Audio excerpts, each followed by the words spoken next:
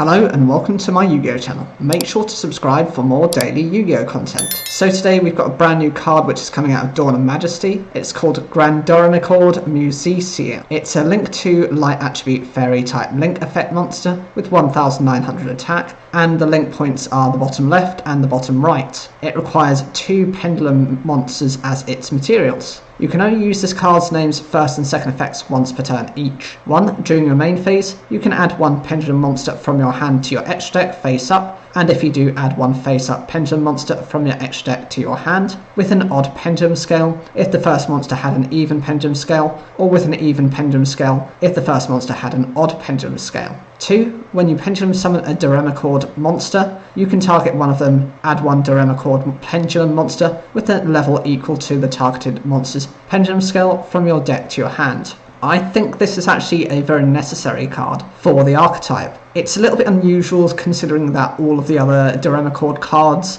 are pendulum monsters and this is actually a link monster, but it does make some kind of sense. For starters, they do have this weird combo of the strongest monsters actually have the lowest pendulum scales, whereas the weakest monsters have the highest pendulum scales. That's just how they like to work. And they do have a pendulum scale for basically every scale between 1 and 8. You will find one version for it, so there is that flexibility about it. The reality is you can end up searching with the first effect one of several cards if you think about it. So if you're trying to search for an even number, you've got 2, 4, 6 and 8, or if you're looking for an odd number, you've got 1, 3, 5 and 7. It gives you so much flexibility and options that the first part of the effect is really useful, and each of them have their own little individual effects which help to they separate themselves in some way, but actually each effect is quite decent. None of them I would say is a weak card.